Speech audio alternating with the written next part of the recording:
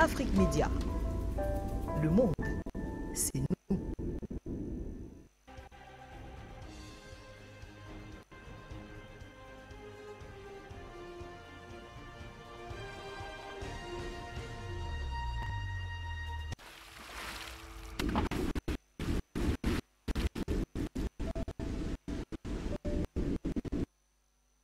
Bien le bonsoir à toutes et à tous et bienvenue au grand journal sur la télévision panafricaine. Tout de suite, les titres. Au Mali, 72 heures à Barkhane pour quitter le pays. Ainsi en ont décidé les forces vives de Gao qui ont accordé dimanche dernier un ultimatum de 72 heures aux forces françaises de l'opération Barkhane qu'elles qualifient de parents des terroristes au Mali pour quitter définitivement la ville. C'est ce qui ressort d'une déclaration des forces vives de Gao faite lors d'une manifestation contre la présence française organisée dans la ville. Et puis toujours au Mali, les 49 militaires ivoiriens arrêtés à Bamako le 10 juillet dernier par les autorités maliennes ont été jugés et inculpés pour tentative d'atteinte à la sûreté de l'État par le juge d'instruction du pôle antiterrorisme. Le mandat de dépôt émis à leur encontre intervient alors que le Togo menait une mission de bons offices à la demande du président de la transition, le colonel Assimi Goïta, entre les parties ivoiriennes et maliennes afin de trouver un compromis permettant la libération de ces militaires. Mesdames, Messieurs, c'est tout pour la vitrine. Une fois de plus, bonsoir et bienvenue au grand journal sur la télévision panafricaine. On démarre avec cette information qui est tombée il y a quelques instants concernant le Kenya qui a désormais son nouveau président. Il s'agit de William Ruto qui a été déclaré vainqueur avec 50,49% par le président de la commission électorale.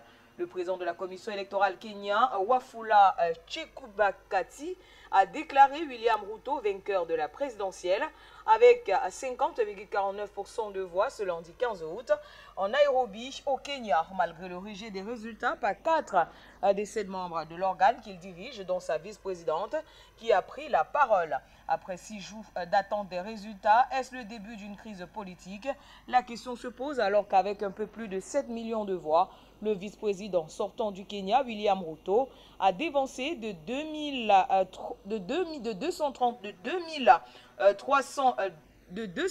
221 voix, j'y arrive, son adversaire Raila Odinga, figure historique de l'opposition, qui avait reçu le soutien du chef de l'État sortant, mais qui ne récolte que 48,85% de suffrages, selon la commission électorale.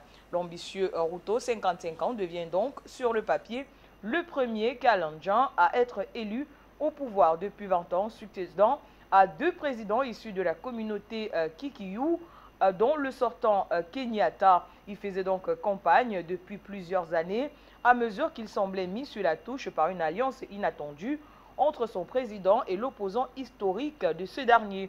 Fraîchement annoncé vainqueur, William Ruto a promis dans un discours de travailler avec tous les leaders politique du Kenya dans un pays transparent, ouvert et démocratique. Il n'y a pas de place pour la vengeance, a-t-il ajouté, se déclarant totalement conscient que le pays est à un stade où nous avons besoin de tout le monde sur le pont, a donc déclaré William Ruto à l'issue de sa victoire au présidentiel, on le rappelle, 50,49%. Qui lui ont permis d'être le nouveau président du Kenya au détriment de Raila Odinga, qui a donc obtenu 48,85% de vote. Et puis on va du côté du Congo-Brazzaville, toujours les élections, mais cette fois on parle des législatives, avec la Cour constitutionnelle qui a décidé de valider les résultats. La Cour constitutionnelle du Congo a validé dimanche les résultats des élections législatives tenues les 10 et 31 juillet dernier. Le Parti congolais du travail, parti au pouvoir, en sort largement vainqueur de ces élections avec 111 sièges sur un total de 151 que compte l'Assemblée nationale. L'Union des démocrates humanistes arrive en deuxième position avec 4 élus suivis de l'Union panafricaine pour la démocratie sociale qui a obtenu 3 sièges. À l'issue des 2 tours, les 2 formations politiques de l'opposition partagent ainsi la deuxième place avec 7 députés. Selon l'audience publique qui a duré 3 jours, Auguste Iloki, le président de la Cour constitutionnelle congolaise, a annoncé dimanche le rejet de 30 recours en annulation des élections législatives déposées par des plaignants. Après validation des résultats définitifs des législatives par la Cour constitutionnelle, les Congolais restaient donc dans l'attente du nouveau bureau de l'Assemblée nationale et le remaniement du gouvernement. Dans son message à la nation dimanche, à l'occasion de la célébration du 62e anniversaire de l'indépendance du Congo, le président Denis Sassou Nguesso a salué la présence des jeunes et des femmes en nombre toujours croissant au sein de l'Assemblée nationale et des conseils locaux, a déclaré qu'il attendait au niveau de l'hémicycle des sessions de qualité et des échanges constructifs à la dimension des enjeux et des défis portés par les affaires soumises à l'attention des députés. Le journal Les Échos du Congo a rapporté dans un article dimanche que de nombreux Congolais veulent que les futurs députés prouvent qu'ils sont capables de réformer en profondeur le Congo et non à bâiller sur les colonnes de l'Assemblée nationale en attendant bien sûr le versement des primes élevées. Direction à présent le Tchad, on est toujours en Afrique centrale où l'Union africaine va effectuer une visite diplomatique avant le dialogue inclusif prévu pour le samedi 20 août prochain. Le Tchad s'apprête donc à vivre une semaine de ballet diplomatique à partir de ce lundi 15 août, à 5 jours de l'ouverture du dialogue national inclusif qui devait permettre un retour à l'ordre constitutionnel. Le président en exercice de l'Union africaine, le Sénégalais Macky Sall, et de hauts responsables de l'organisation régionale seront donc à N'Djamena en mission diplomatique. Pour le commissaire paix et sécurité de l'Union africaine, l'ambassadeur Bankole Adeoye, arrivé au Tchad à N'Djamena le dimanche 14 août, la venue de la délégation sera l'occasion d'une mission d'évaluation de la situation. Il rencontrera à cet effet tous les acteurs politiques, opposition et majorité, ainsi que les représentants de la société civile. Au lendemain de la mort du président tchadien Idrissa Déby Itno en avril 2021, l'organisation continentale avait décidé de ne pas sanctionner les militaires installés au pouvoir en N'Djamena, mais de l'accompagner à condition qu'un dialogue inconditionnel soit ouvert entre le gouvernement de transition et toutes les parties prenantes tchadiennes concernées, y compris les partis politiques d'opposition et les groupes armés. L'Union africaine avait aussi demandé aux autorités en place de respecter les 18 mois de transition et elle avait également fait savoir que les dirigeants de cette transition ne pouvaient être candidats aux prochaines élections. Le président en exercice de l'Union africaine Macky Sall est donc annoncé dans cette soirée de lundi à N'Djamena, même s'il s'agit officiellement d'une visite bilatérale. Le chef de l'État sénégalais devra aborder avec les autorités tchadiennes les exigences de l'Union africaine avant l'arrivée de Moussa Faki Mahamat, le président de la commission de l'organisation intergouvernementale.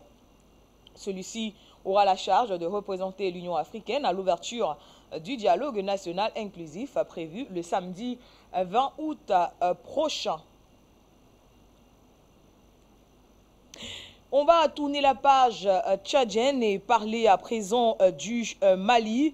Nous l'annoncions donc en titre en ce qui concerne Barkhane du côté du Mali avec les forces vives de Gao qui accordent donc un ultimatum de 72 heures à Barkhane pour quitter la ville. Les forces vives de Gao ont donc accordé dimanche un ultimatum de 72 heures aux forces françaises de l'opération Barkhane qu'elles qualifient de parrain des terroristes au Mali, considérant la forte implication des forces françaises dans les attaques terroristes dans la région des Trois Frontières, notamment dans les dernières à Tessit, dans le socle d'Onsongo, ayant fait 42 militaires maliens tués. Nous, forces vives de la ville de Gao, en nous inclinant sur la mémoire de toutes les victimes civiles et militaires de cette situation d'insécurité généralisée, avons décidé d'organiser une série de manifestations contre la présence des forces françaises de Barkhane dans les villes de Gao et d'Onsongo, a déclaré Abdul Karim Samba, le porte-parole des forces vives de Gao. Les forces vives qui d'ailleurs dénoncent l'attitude de la force Barkhane qui apparaît comme le véritable par un des terroristes au Mali avant de sommer la MINUSMA de ne pas servir de refuge aux éléments de Barkhane au Mali. Par ailleurs, les forces vives de Gao demandent aux autorités maliennes de porter plainte contre les autorités françaises pour complicité dans l'attaque meurtrière de Tessit et toute autre agression meurtrière contre les populations et les forces de défense et de sécurité maliennes.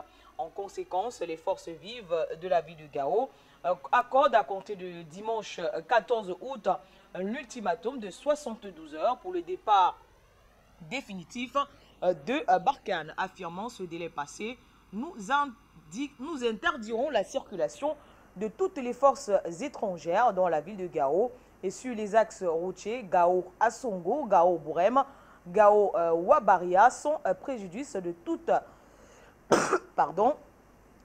autre action nécessaire jusqu'à l'atteinte de notre objectif, ont-ils ajouté, et ces forces qui exhortent donc les autorités de la transition malienne d'accentuer les efforts de redéploiement des forces armées et de sécurité sur l'ensemble du territoire national.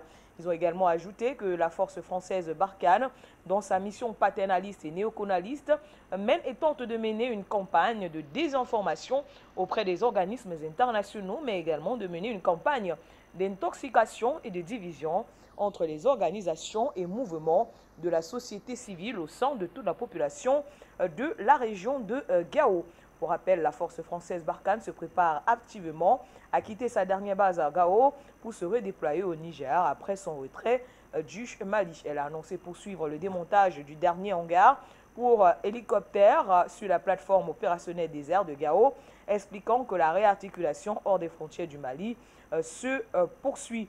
Et donc, on va rester sur cette actualité concernant le départ des forces Barkhane, le départ immédiat, tel que le demandent les forces vives du Mali, de Gao, plus précisément. On va accueillir dans ce journal Linda Larbaoui, la première donc invitée de ce journal. Bonjour à vous, bonsoir chère madame. Et voilà les forces vives de Gao qui demandent au groupe Barkhane de quitter immédiatement le territoire ou alors la ville de Gao, également celle d'Assongo, après les multiples attaques terroristes qu'ont connu le Mali ces derniers temps, notamment l'attaque meurtrière de Tessit. Bonsoir, merci de m'avoir invité. Bonsoir à tous les téléspectateurs et à nos amis participant à l'émission et à Afrique Média. Je pense que les attaques vont se multiplier encore. Je ne dis pas ça par pessimisme ou par... c'est une réalité. La force Barkhane va quitter, mais la France, la connaissance, le néocolonialisme français, on le met dehors par la porte et revient par la fenêtre de suite. Donc, il y a des choses qui se sont passées ces derniers temps. Il y a eu beaucoup d'armes qui se sont déversées en Afrique et sous l'insistance de certains reporters et certains journalistes indépendants, il y a un bateau qui s'appelle Victory Roro. Et ce bateau avait déjà transporté 4 fois des armes vers l'Afrique. Et au dernier passage, il a été détourné par l'ONU et tout a été saisi à Marseille. On ne sait pas ce que ces armes sont devenues. C'est 91 tonnes d'armes quand même et de munitions. Donc, il y a eu 4 voyages précédents. On parle de 2000 tonnes d'armes. Ces armes-là sont arrivées en Afrique. Elles vont aller où?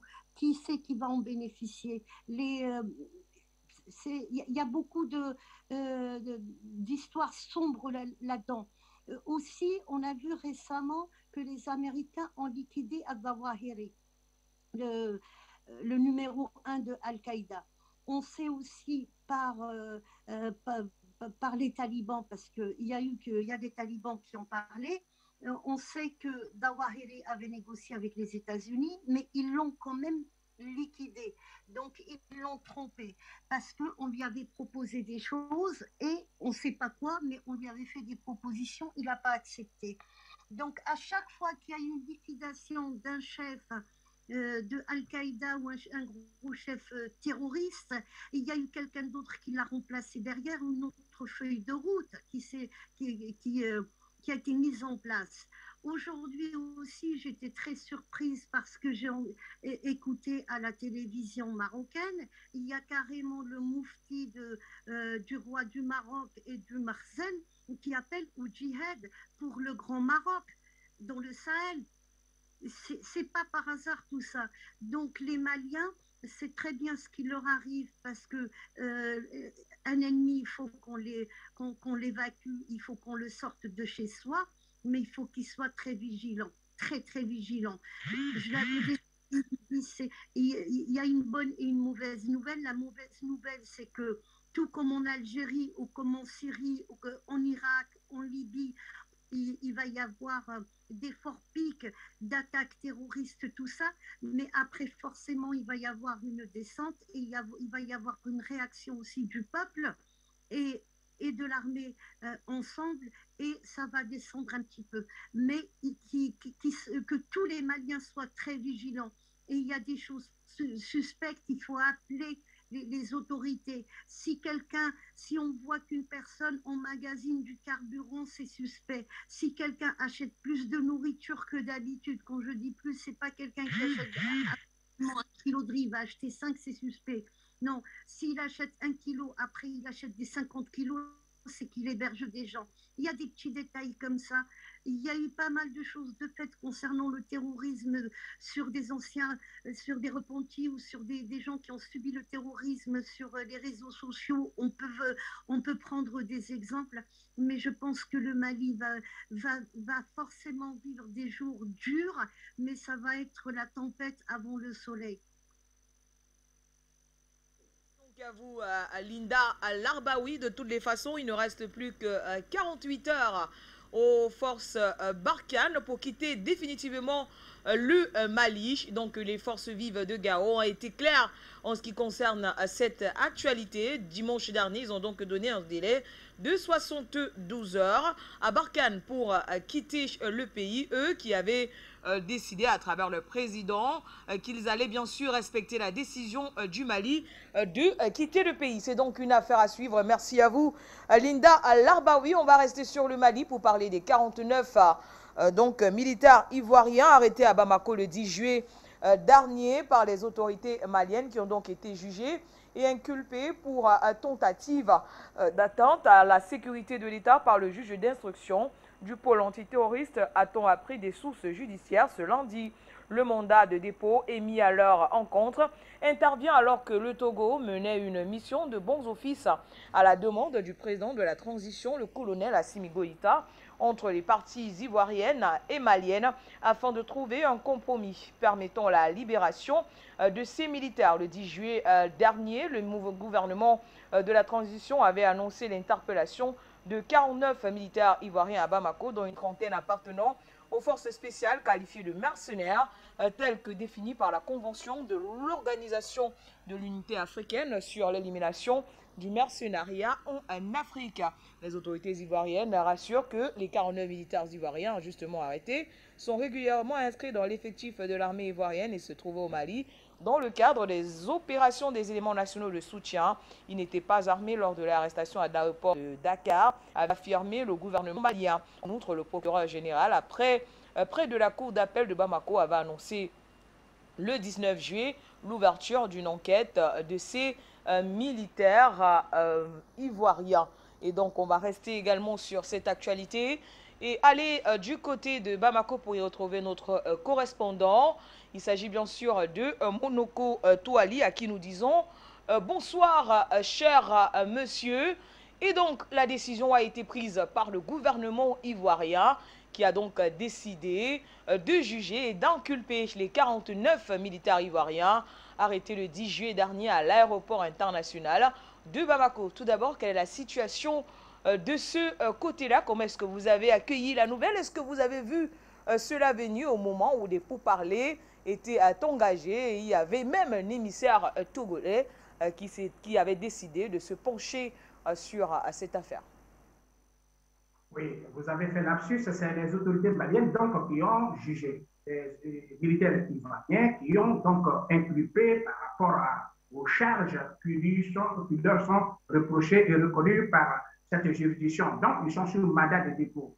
En même temps, le communiqué que nous avons reçu dit que les enquêtes se poursuivent dans le cadre de leurs droits et que tous ceux qui sont impliqués, c'est-à-dire les complices et d'autres qui seraient impliqués là-dedans, il faudrait que les enquêtes fassent éclater la vérité. Donc, dans le cadre de ces enquêtes, ils sont aujourd'hui mis sous mandat de dépôt.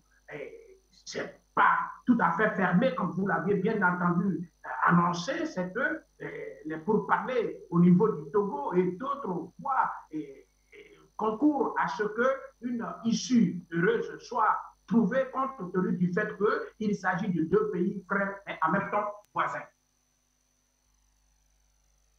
Monoko Toali, c'est que les 49 militaires ivoiriens ont été inculpés et écroués. Même si on dit que l'affaire se poursuit, on se disait qu'il fallait attendre l'issue voilà, de la discussion avec, ou alors avec la médiation togolaise. Et voilà que les Maliens ont décidé de prendre les choses en main et d'écrouer. Voilà, il faudra le dire, juger ces 49 militaires ivoiriens et de les écrouer, alors qu'il y a une décision qui est en suspens venant bien sûr de la médiation togolaise. Pensez-vous véritablement qu'une autre solution sera trouvée alors qu'on les a déjà inculpés et écroués, ces 49 militaires ivoiriens?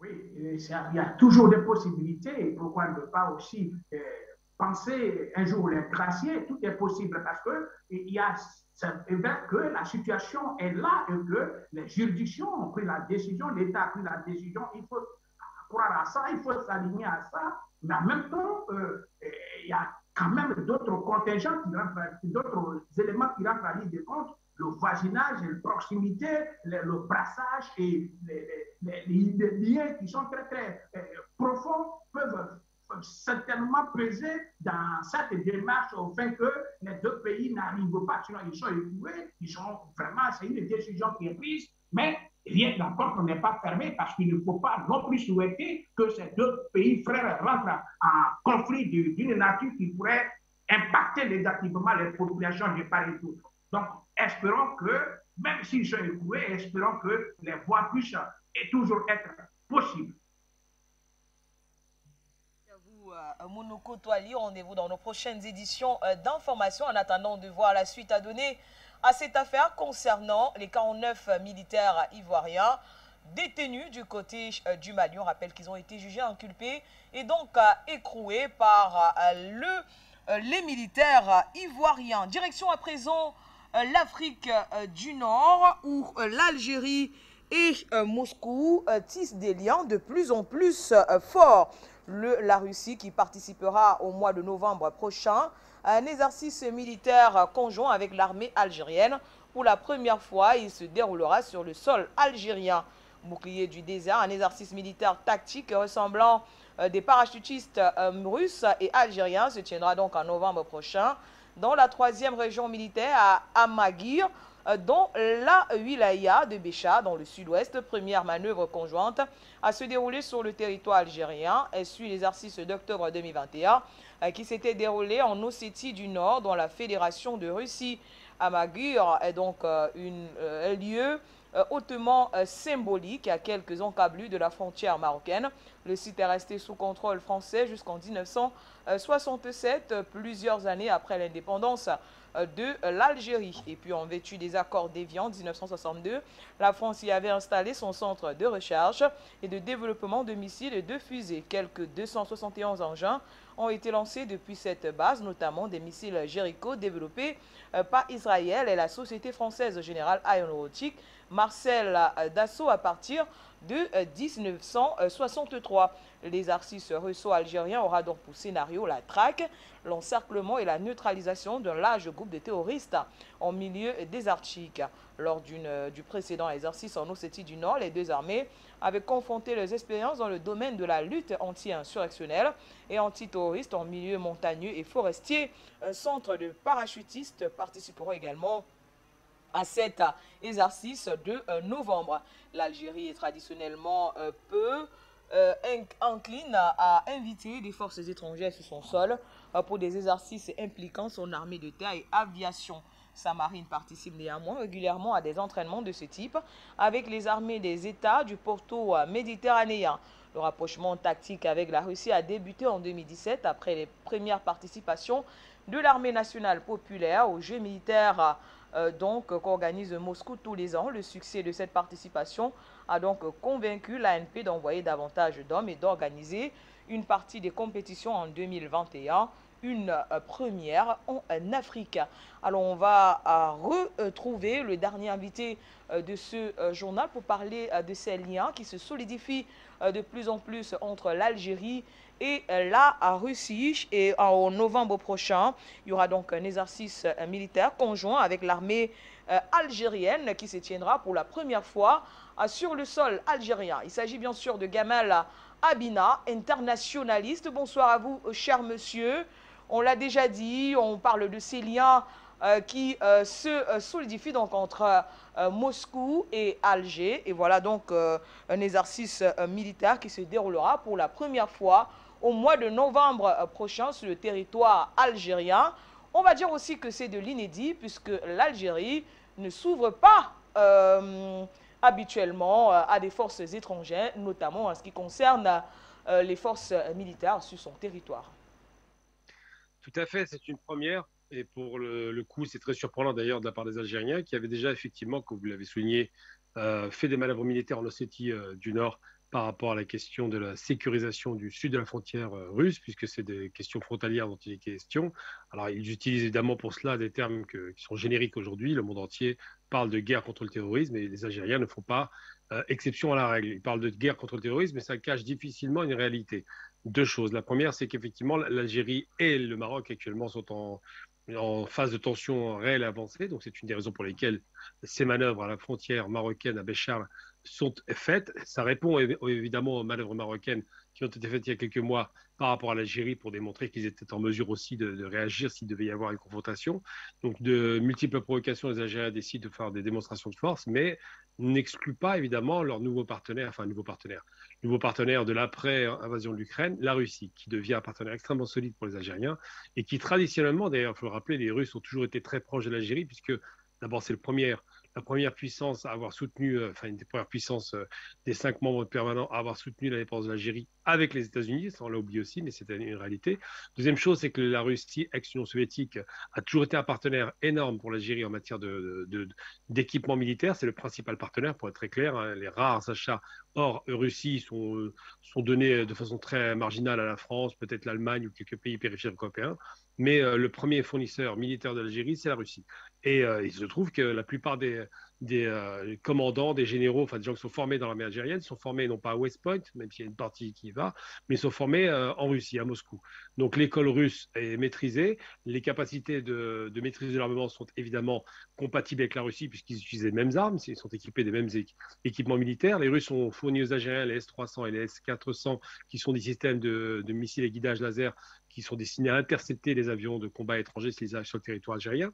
Mais surtout, les Algériens comprennent parfaitement qu'aujourd'hui, les enjeux géopolitiques ont largement dépassé le champ simplement états-unien, puisque c'était eux qui faisaient la loi pendant 30 ans. Les Russes se déploient, les Chinois se déploient, les partenariats sont en train de se nouer actuellement, et l'Algérie prouve avec ses manœuvres conjointes avec la Russie, elle qui est très jalouse de sa souveraineté nationale et militaire, qu'elle accepte ce partenaire russe sur son territoire. Donc il y a une véritable accélération des relations russo-algériennes. Ils ont compris que le sud algérien, la frontière malienne, est en danger et que les Russes y sont déjà présents.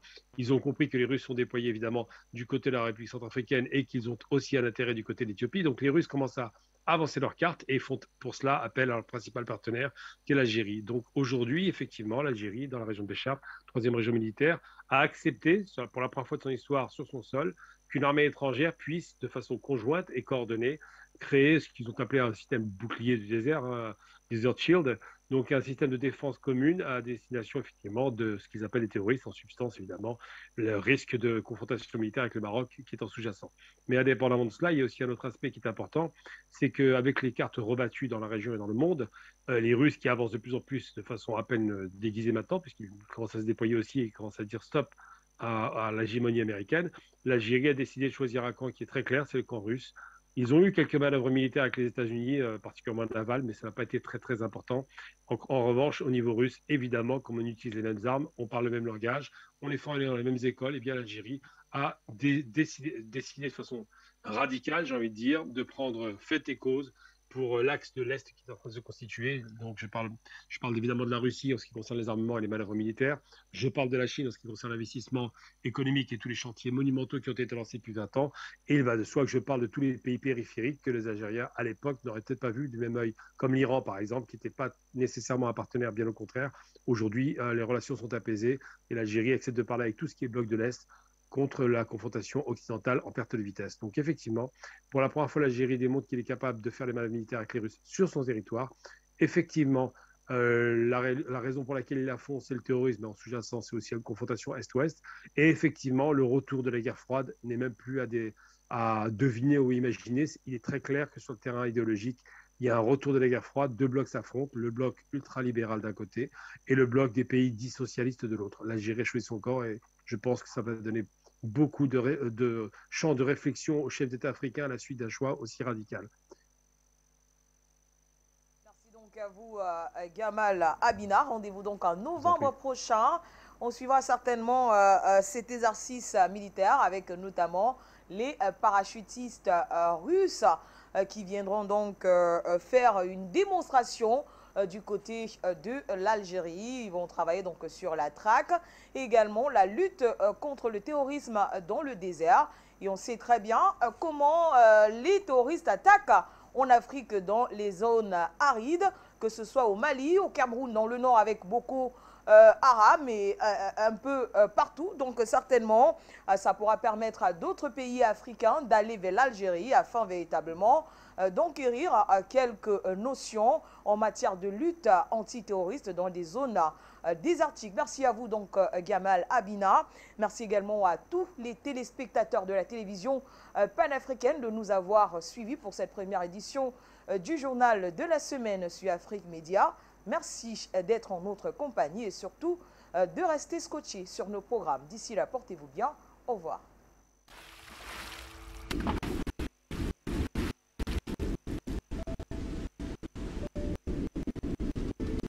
Afrique Média. Le monde